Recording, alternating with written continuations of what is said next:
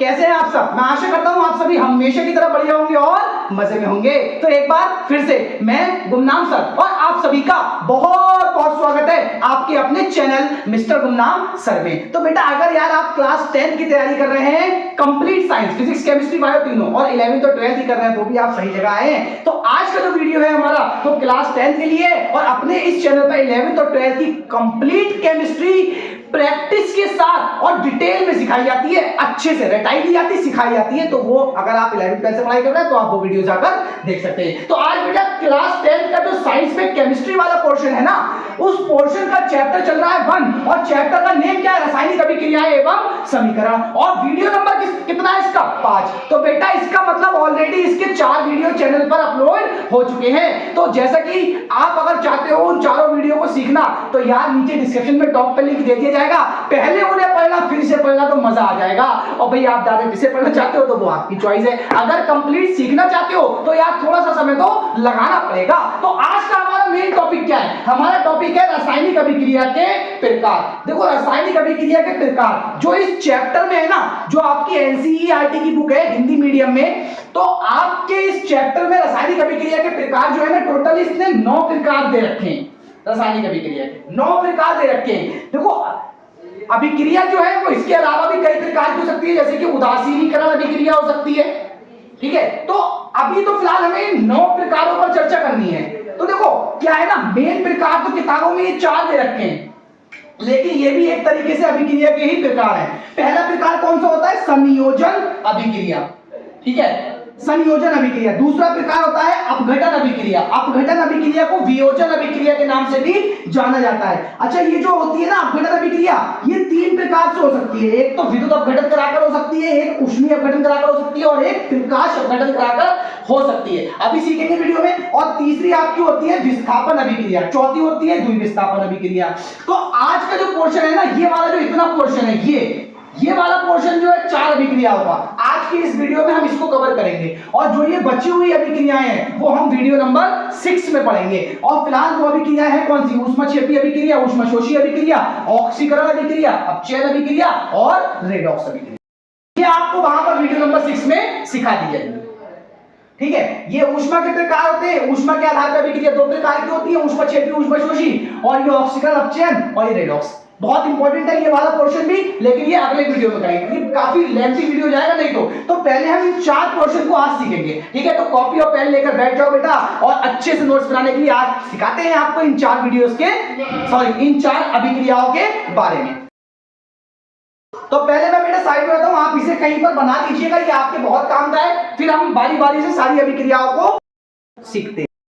तो देखो बेटा पहली अभिक्रिया कौन सी है? संयोजन अभिक्रिया। एक एक करके बारी बारी से चारों को समझ लेंगे। देखो संयोजन अभिक्रिया कौन सी होती है? जब 2 या 2 से अधिक पदार्थ मिलकर एक नया पदार्थ बनाते हैं, मतलब 2 अलग अलग पदार्थ लिए और उनसे मिलकर कोई एक नया पदार्थ बन जाए, या हमने 3-4 अलग अलग पदार्थ लिए और उनसे मिलकर कोई एक पदार्थ बन जाए, तो 2 से अधिक को कितने भी हो सकते हैं। तो जैसे मैंने यहां पर देखो समझने के लिए, जब 2 या 2 से अधिक पदार्थ मिलकर एक पदार्थ बनाते हैं तो ऐसी अभिक्रिया संयोजन अभिक्रिया कहलाती है। जैसे कि देखो यहां पर 2 पदार्थ है और दोनों पदार्थ मिलकर एक पदार्थ बना रहे हैं, क्या? AB। अब ये AB एक पदार्थ है और एक नया पदार्थ है ये, तो ये अभिक्रिया क्या कहलाएगी? ये अभिक्रिया कहलाएगी संयोजन अभिक्रिया। संयोजन का मतलब क्या है? जुड़ जाना, एक तरीके से योगात्मक अभिक्रिया। तो इन दोनों का योग हुआ और कुछ नया पदार्थ बन गया, तो इसको बोलते हैं संयोजन अभिक्रिया। साथ में मिलकर एक साथ हो जाना, संयोजन अभिक्रिया, ठीक है। तो सिंपल सा संयोजन अभिक्रिया क्या होती है? 2 या 2 से अधिक पदार्थ मिलकर एक पदार्थ बनाते हैं, और ऐसी सारी अभिक्रियाएं दुनिया में जितनी भी होंगी सब कहलाती है संयोजन अभिक्रिया। फॉर एग्जांपल के तौर पर भाई H2+O2 इनकी आप क्रिया करवाइए तो आपका जल बन जाएगा। अब देखो ये एक पदार्थ, ये दूसरा पदार्थ, दोनों ने मिलकर जल बना लिया, तो ये अभिक्रिया कौन सी हो गई? संयोजन अभिक्रिया। अभी मैंने आपको पिछले वीडियो में बैलेंस ही सिखाई थी, क्या आप इस रिएक्शन को बैलेंस कर सकते हैं? देखो यहां पर वो 2 है, यहां 1 है, इसे 2 कर दो। अब H 2 दूनी 4 हो गए, इसे 2 कर दो, हो गई बैलेंस। तो बैलेंस ही कोई बड़ी चीज थोड़ी ना है नहीं। जैसे कि कार्बन की क्रिया करवाई O2 के साथ, बन गया CO2। देखो कार्बन अलग पदार्थ था, ऑक्सीजन अलग पदार्थ था, और बन गया क्या? कार्बन डाइऑक्साइड, जो कि एक नया पदार्थ है और 2 पदार्थों से मिलकर बना है, इसीलिए ऐसी अभिक्रिया क्या कहलाएगी? संयोजन अभिक्रिया। और भी और एग्जांपल ले सकते हो आप, जैसे कि आप ले लो भाई तीसरा एग्जांपल ले लो H2 प्लस Cl2 ले लो, और आपका बैलेंसिंग के तौर पे 2HCl, भाई 2H 2Cl है तो मैंने 2 लगा दिया, बाकी आपका HCl बन जाएगा। ये आपकी HCl की अभिक्रिया हो गई। फिलहाल ये वाली अभिक्रिया जो होती है ये मैं पीछे सिखा चुका हूं, ये वाला एरो अनुत्कीर्णीय का और ये उत्कीर्णीय का होता है, क्योंकि ये दोनों तरफ से होती है, इनसे इनको ही बना सकते हो, वापस इससे इसे भी बना सकते हो। ठीक है, तो ये आपको कौन सा एग्जांपल हो गया? संयोजन अभिक्रिया का एग्जांपल हो गया।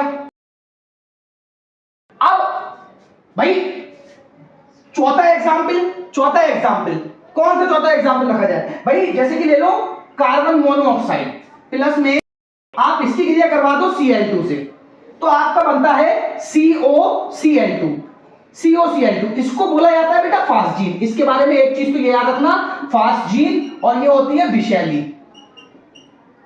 विषैली जहरीली गैस होती है, इससे मानव की क्या हो जाती है? मृत्यु हो जाती है, बहुत ही जहरीली गैस होती है ये। तो कार्बन मोनोऑक्साइड और जब क्लोरीन की क्रिया होती है तो बनता है COCl2, जिसे बोलते हैं फास्जीन। देखो ये अलग पदार्थ और ये बन गया आपका एक नया पदार्थ। देखो मैंने पिछले वीडियोस में भी ये चीज बोली थी और अभी भी बोलूंगा कि मैं अभी आपको रिएक्शन बनाना नहीं सिखा रहा। मेरा मेन फोकस क्या है? हम अभिक्रिया के प्रकार पढ़ रहे हैं, और अभिक्रिया अगर बनाना सीखना है तो बेसिक केमिस्ट्री का लिंक आपको टॉप पर दे दिया जाएगा, वो वीडियो जाकर देख लेना यार। अभिक्रिया भी बना लोगे साला मक्खन हो जाएगा। अभिक्रिया बहुत ही आसान होती है, बस थोड़ी सी प्रैक्टिस और अभिक्रिया हो जाएगी। ठीक है बेटा, तो देखो ये आपका पहला प्रकार हो गया संयोजन अभिक्रिया। मैं साइड में जाता हूं, पहले आप इसे नोट कर लो, फिर हम दूसरे प्रकार की ओर चलते हैं। तो देखो बेटा, अब अपनी सेकंड अभिक्रिया जिसका नाम है अपघटन अभिक्रिया या वियोजन अभिक्रिया। जैसा कि मैंने आपको बता दिया, देखो अपघटन का मतलब क्या है? अपघटन का मतलब है टूटना। वियोजन का मतलब क्या है? जो योजना बनी थी वो खराब हो जाना, मतलब जो योजित हुए थे उनका अलग हो जाना। वियोजन उसका भी मतलब क्या है? टूटना। अपघटन का मतलब भी टूटना और वियोजन का मतलब भी टूटना। देखो वियोजन अभिक्रिया क्या होती है? जब कोई एक पदार्थ, इस पर फोकस करना, जब कोई एक पदार्थ दो या दो से अधिक पदार्थ बना दे।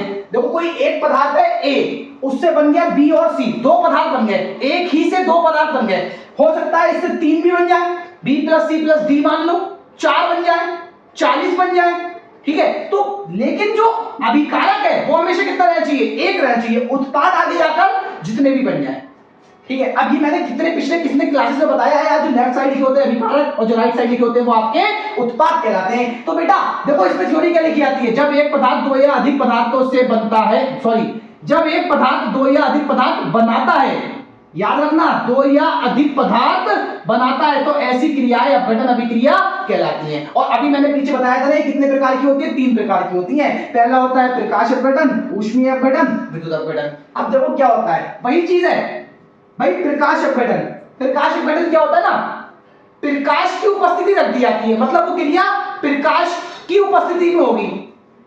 लाइक हमने बल्ब वगैरह का प्रकाश डाल दिया, या सनलाइट में करवानी, भाई प्रकाश रखा या सनलाइट रख लो। तो हमने क्या करा, जैसे कि हमने AgCl लिया, सिल्वर क्लोराइड नाम होता है इसका, ये ठोस अवस्था में आया था। अच्छा इसके ब्रैकेट में जो ये S लिखा हुआ दिख रहा ना, ब्रैकेट में S लिखा हो मतलब इसकी अवस्था सॉलिड है, ब्रैकेट में L लिखा हो मतलब इसकी अवस्था लिक्विड है, और ब्रैकेट में अगर G लिखा हो तो मतलब ये गैसीय अवस्था में।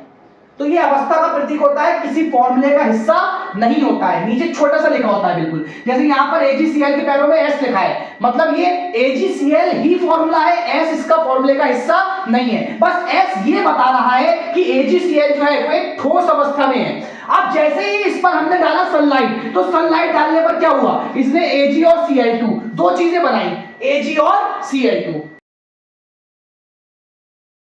एक चीज नोटिस करिए, इसने Ag और Cl2 दो चीजें बनाई, एक बना सॉलिड, एक बना गैसीय। उसको भी छोड़ दीजिए, एक पदार्थ था, आगे जाकर दो नए पदार्थ बना दिए अलग अलग। तो अभिक्रिया कौन सी हो गई? अपघटन अभिक्रिया। इससे टूट के दो चीजें बनी ना, तो अपघटन अभिक्रिया या वियोजन अभिक्रिया कह लीजिए। और किसकी उपस्थिति में हुई? सनलाइट की उपस्थिति में हुई, इसलिए इसको बोला गया प्रकाश अपघटन। लेकिन है तो ये भी अपघटन अभिक्रिया। ठीक है बेटा, अब सेकंड है आपका क्या? ऊष्मीय अपघटन। अब ऊष्मीय अपघटन में क्या होगा? जैसे कि हमने ये लिया CaCO3, ये भी सॉलिड अवस्था में पाया जाता है, कैल्शियम कार्बोनेट।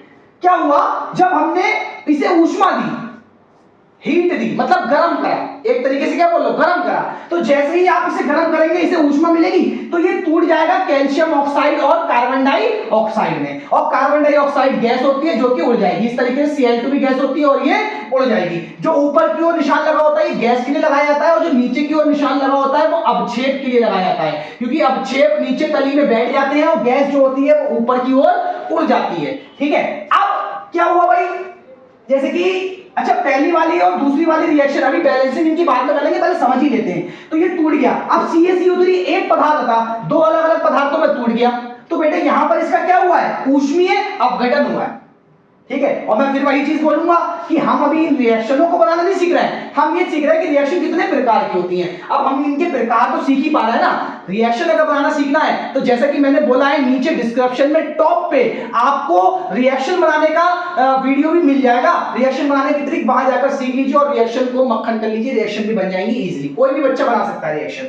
अब तीसरा प्रकार इसका क्या होता है, विद्युत अपघटन। देखो विद्युत अपघटन क्या होता है, मतलब विद्युत मतलब क्या है, लाइट, लाइट जिसको हम बोलते हैं बत्ती बोलते हैं, विद्युत वैद्युत जिसको बोलते हैं वैद्युत धारा मान लो, तो विद्युत अपघटन जैसे कि NaCl। अच्छा इसमें एक चीज याद रखना, इसमें जिन पदार्थों को पढ़ा जाता है ना वो या तो जलीय होते हैं या गलित अवस्था में होते हैं, ठोस और वगैरह तो नहीं होगा ये, या तो वो जलीय हो या वो गलित अवस्था में हो, ये चीज याद रखना विद्युत अपघटन के केस में। तो विद्युत अपघटन क्या होगा, जब जलीय या गलित NaCl कोई भी पदार्थ ले सकते हो आप का विद्युत अपघटन करवाते हैं। तो देखो NaCl एक पदार्थ है ना, इससे देखो दो चीजें बनी है, एक Na बना है और एक Cl2 बना है।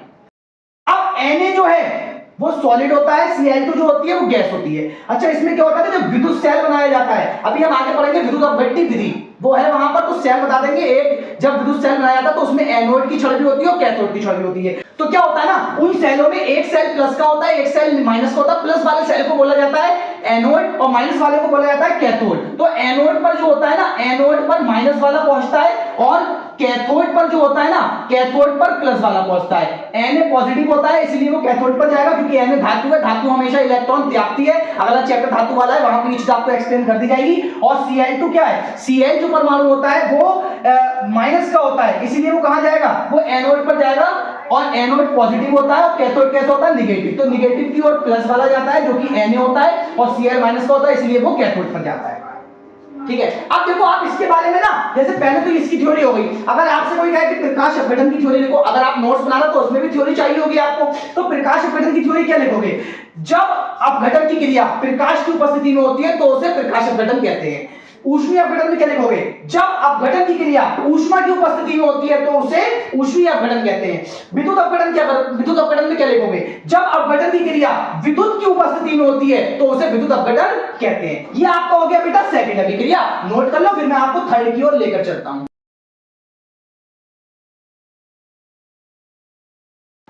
तो देखो बेटा तीसरा प्रकार विस्थापन अभिक्रिया। देखो विस्थापन का मतलब क्या होता है, जब एक पदार्थ किसी दूसरे पदार्थ से क्रिया करे और उसका थोड़े से स्थान को विस्थापित करके खुद वहां जुड़ जाए। जैसे कि ए और देखो ए की क्रिया BC से हुई, BC से ए की क्रिया हुई।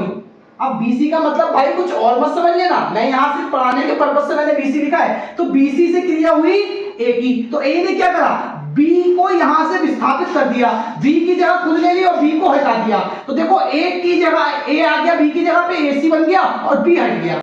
तो क्या होता है, विस्थापन अभिक्रिया कौन सी होती है, वे अभिक्रिया है जिसमें अधिक क्रियाशील तत्व कम क्रियाशील तत्व को उसके स्थान से हटाकर उसका स्थान ले लेता है, विस्थापन अभिक्रिया कहलाती है। जैसे कि ये, अब जैसे यहां पर ये समझो, जैसे कि ये।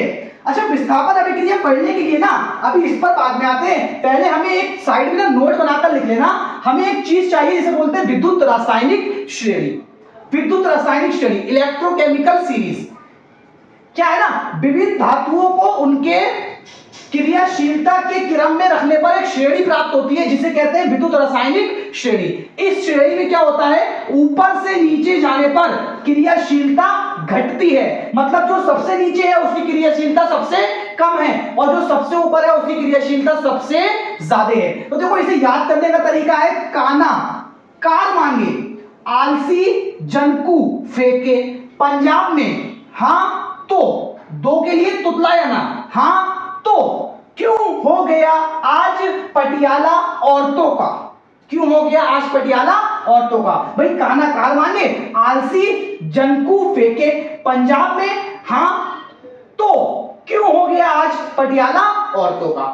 अब ये श्रेणी आपको याद होनी चाहिए और इसमें आपको पता होनी चाहिए भाई कौन सा तत्व ऊपर आता है, यानी कि जो यहां पर के है ना वो नीचे की सारी धातुओं को विस्थापित कर सकता है। Na जो है वो नीचे की सारी को विस्थापित कर सकता है लेकिन K को विस्थापित नहीं कर सकता क्योंकि K ज्यादा क्रियाशील है, वो Na को अपने आप को हटाने नहीं देगा। इस तरीके से Ca जो है वो नीचे के सबको कर सकता है और ऊपर के इन दो को नहीं कर सकता। जैसे कि अब मान लो आप हाइड्रोजन की बात करो तो हाइड्रोजन से नीचे ये सब है, तो हाइड्रोजन से नीचे जो है हाइड्रोजन उनको तो विस्थापित कर देगा लेकिन जो ऊपर है उनको विस्थापित नहीं कर पाएगा, उसके पास इतनी ताकत नहीं है कि वो इनको हटा सके क्योंकि ये हाइड्रोजन से पहले क्रिया कर लेंगे। ठीक है, अब देखो क्या है भाई, जैसे कि एग्जांपल के तौर पर पहला एग्जांपल है, लिखा है जिंक कोई धातु है, जिंक धातु है, इसे CuSO4 के विलयन में मिलाया गया, जो विलयन नीले कलर का होता है। तो क्या हुआ, जिंक ने क्या करा, विस्थापन अभिक्रिया हुई तो जिंक ने Cu को विस्थापित करा और जिंक ने Cu का स्थान ले लिया। देख लो CuSO4 था, ZnSO4 बन गया और Cu बेचारा मजबूरी में क्या हो गया, Zn की जगह आगे अलग हो गया। एक ना क्वेश्चन पूछा जाता है एग्जाम में कि CuSO4 में Zn डालने पर विलयन का नीला रंग गायब हो जाता है क्यों, तो लिख सकते हो आप Cu प्लस ZnSO4 बनने के कारण। डिटेल में भी लिख सकते हो Cu प्लस, यहां पर जो ये Cu होता है ना ये पाया जाता है डबल प्लस आयन की फॉर्म में। अब ये चीज तब समझ सकते हो जब आपने मेरी बेसिक केमिस्ट्री की रिएक्शनों को बनाने वाली क्लास समझी हो। अगर आपने वो क्लास सीखी है तो आप ये चीज समझ पाओगे। तो ये पाया जाता है Cu डबल प्लस की फॉर्म में और यहां पर देखो जो Cu है इस पर कोई चार्ज नहीं होता है क्योंकि जब कोई तत्व अकेला होता है उस पर कोई चार्ज, तो इस पर कोई चार्ज ही नहीं है, ये जीरो है, इस पर कोई चार्ज है ही नहीं, तो इसीलिए कैसा है यहाँ पर आयन नहीं है और Cu डबल प्लस आयन होता है नीले कलर का और Cu होता है रंगीन। ठीक है, तो क्वेश्चन जो है इसका मैं आपको अभी आगे एक छुटपुट सवाल का, हर चैप्टर्स में कितना क्या करेंगे, लास्ट में एक छुटपुट सवाल का एक वीडियो बनाएंगे, वहां पर आपको उस चैप्टर से रिलेटेड सारे क्वेश्चंस मिल जाएंगे, तो इसका भी बनाएंगे, वहां पर आपको इसके बारे में सिखा दिया जाएगा। अब इसका सेकंड ऑप्शन क्या है, सेकंड जो उदाहरण है वो है Fe। Fe ने देखो क्या करा, Cu को विस्थापित करा और FeSO4 बनाया। क्या Fe Cu को विस्थापित कर सकता है, देखो Fe का स्थान Cu के ऊपर है, मतलब Fe Cu से ज्यादा क्रियाशील है, बिल्कुल कर सकता है इसे विस्थापित। तो यहां पर ना आप एक लाइन लिख लेना इन दोनों रिएक्शनों को करने के बाद, नीचे लिख लेना Zn तथा Fe का स्थान CuSO4 में जो Cu है, ऐसा लिखना Zn तथा Fe का स्थान Cu के ऊपर है विद्युत रासायनिक श्रेणी में, या ऐसे करके लिख लेना कि Zn तथा Fe Cu से अधिक क्रियाशील होते हैं इसलिए ये Cu का विस्थापन कर देते हैं। अब नीचे जैसे कि मैंने तीसरा सवाल लिख रखा है Cu प्लस में FeSO4, क्या यहां पर Cu Fe का विस्थापन करेगा, तो सबसे पहले हमें देखना चाहिए कि Cu जो है वो Fe के ऊपर है या नीचे है। भाई Fe ऊपर है Cu नीचे है, मतलब Fe ज्यादा क्रियाशील है, तो अगर Fe क्रियाशील है तो Fe इसको विस्थापन करने से रोक देगा, Fe इसे विस्थापन करने ही नहीं देगा, तो यहां पर नो रिएक्शन, कोई क्रिया होगी ही नहीं। यही तो क्वेश्चन पूछा जाता है, कोई क्रिया नहीं होगी। इस तरीके से Ag की CuSO4 से, अब आप देख लो Ag जो है वो Cu के नीचे है, Cu ज्यादा क्रियाशील है, और अगर Cu ज्यादा क्रियाशील है, Cu ज्यादा क्रियाशील है तो Fe क्या Ag इसको यहां से हटा सकता है, नहीं हटा सकता है, क्योंकि Cu ज्यादा क्रियाशील है तो Cu पहले SO4 से क्रिया करेगा, Ag को थोड़ी ना करने देगा, यहां पर भी नो रिएक्शन हो जाएगा। ठीक है बेटा, तो ये आपका तीसरा प्रकार हो गया। अब इसका लास्ट प्रकार और बचा है, उसको और खत्म करते हैं, फिर आपका ये टॉपिक खत्म हो जाएगा। मैं साइड हो जाता हूं, पहले आप इसे लिख लो, फिर इसका लास्ट प्रकार सीख। तो देखो बेटा, आपकी लास्ट और चौथी अभिक्रिया जो आज की हमारी वीडियो की है, जिसका नाम है द्विविस्थापन अभिक्रिया। देखो इसके नाम में ही कुछ राज छुपा हुआ है। जैसे कि अभी हमने पढ़ी विस्थापन अभिक्रिया, उसमें क्या हुआ था, एक परमाणु ने किसी दूसरे परमाणु का दूसरे पदार्थ से विस्थापन किया था। यहां पर है द्विविस्थापन, मतलब अब दो पदार्थ होंगे और दोनों ही पदार्थ में क्या होगा, थोड़ा सा हिस्सा उसको मिल जाएगा और उसका जो हिस्सा थोड़ा सा होगा वो उसको मिल जाएगा, मतलब दोनों पदार्थों का थोड़ा थोड़ा हिस्सा एक दूसरे से जुड़ जाएगा, उसको बोल दिया जाएगा द्विविस्थापन। जैसे कि समझने के लिए आप ये देखो, जैसे कि यहाँ पर लिखा है AB एक पदार्थ है और CD एक पदार्थ है। क्या हुआ, इसके A ने C की जगह ले ली, इसके C ने A की जगह ले ली, तो देखो इसका कुछ हिस्सा बी के साथ जुड़ गया जो कि पहला पदार्थ था, और इसका कुछ हिस्सा जो ए था वो डी के साथ जुड़ गया जो कि दूसरा पदार्थ था। तो देखो दोनों का ही थोड़ा थोड़ा भाग क्या हुआ है, एक दूसरे में बदल गया, मतलब बराबर की हिस्सेदारी हुई। थोड़ा जितना इसने इससे लिया उतना बदले में वापस दे भी दिया। तो इसके लिए आप थ्योरी कर सकते हो, ऐसी अभिक्रिया जिसमें दो या अधिक परमाणुओं या परमाणुओं के समूह, ये याद रखना, परमाणुओं या परमाणुओं के समूह, मतलब हो सकता है वो अकेले परमाणु भी हो या हो सकता है वो ज्यादा पदार्थ की मात्रा हो, परमाणुओं से ज्यादा हो, ठीक है, परमाणुओं का समूह आदान प्रदान होता है तो द्विविस्थापन अभिक्रिया कहलाती है। ये आपके एक तरीके से द्विविस्थापन अभिक्रिया को समझने का तरीका हो गया। अब इसका एग्जांपल देखो, जैसे कि ये पहला एग्जांपल है, ये वाला एग्जांपल देखो, जैसे कि यहाँ पर AgNO3 सिल्वर नाइट्रेट नाम होता है, अगर आप नाम लिखते हो तो नाम लिख लेना सिल्वर नाइट्रेट। अब इसकी क्रिया हो रही है KCl के साथ। अब ये वीडियो सिर्फ उनके लिए रिएक्शन में मदद करेगा क्योंकि यार देखो मेरे पास कोई डिजिटल बोर्ड तो अवेलेबल है नहीं जो मैं आपको इसे साइड में हटाऊं फिर मैं थोड़ा सा आपको रिएक्शंस को समझा दूं, इतनी जगह यहाँ पर मेरे पास बोर्ड पर हो नहीं पाती है, इसीलिए मैंने आपको अलग अलग वीडियो सारे बना दिए। तो वहां से जाके यार समीकरणों को बनाने का वीडियो देख लो ना एक बार, तो ये सारे समीकरण आप इजीली बना सकोगे, है नहीं है? तो फिर वहां से यार बेसिक केमिस्ट्री में आपको टॉप पे लिंक दे दिया गया है, नीचे डिस्क्रिप्शन में टॉप पे लिंक है, एक बार उस वीडियो को जरूर देख लेना यार। फिर देखो क्या होगा, अब इन दोनों ने क्रिया करी, देखो इसके Ag और K का स्थान आपस में बदला तो बन गया, देखो Ag तो चला गया Cl के पास, बन गया AgCl, और K आ गया NO3 के पास, बन गया KNO3। देखो इसको बोलते हैं सिल्वर नाइट्रेट पोटेशियम क्लोराइड, अब बन गया सिल्वर क्लोराइड पोटेशियम नाइट्रेट, ठीक है। अब दूसरा एग्जांपल क्या है, जैसे Na2SO4, इसको बोलते हैं सोडियम सल्फेट, सोडियम सल्फेट। अब सोडियम सल्फेट की क्रिया किसके साथ हो रही है, BaCl2, जिसको बोलते हैं बेरियम क्लोराइड, बेरियम क्लोराइड। अब देखो क्या कहानी है भाई, सोडियम सल्फेट की क्रिया बेरियम क्लोराइड के साथ हो रही है। देखो क्या हुआ, इसका जो Na है और इसका जो B है, इन दोनों का स्थान देखो आपस में बदला, Ba आ गया SO4 के साथ, BaSO4 बना लिया, और जो Cl बचा था वो Na के पास आ गया और इसने NaCl बना लिया, ठीक है। तो ये आपका हो गया द्विविस्थापन अभिक्रिया का एग्जांपल। साइड में पहले आप इसे लिख लो, स्क्रीनशॉट ले लो, हो गया। अब देखो क्या है ना, मैंने आपको अभिक्रिया के 4 प्रकार आज पढ़ाए, कौन कौन से, संयोजन, वियोजन, विस्थापन और द्विविस्थापन, ठीक है। बाकी जो प्रकार है वो हम अगले वीडियो में कवर कर लेंगे, जैसे कि ऊष्माक्षेपी अभिक्रिया, ऊष्माशोषी अभिक्रिया, ऑक्सीकरण अभिक्रिया, अपचयन अभिक्रिया, रेडॉक्स अभिक्रिया। और एक चीज और, ये आपका हाईली सुपरली डुपरली मोस्ट इंपॉर्टेंट वाली अभिक्रिया है, जो फोर्थ वाली अभिक्रिया है, सबसे ज्यादा पूछी जाती है, नाम से भी पूछ ली जाती है, द्विविस्थापन अभिक्रिया किसे कहते हैं, ठीक है। तो बेटा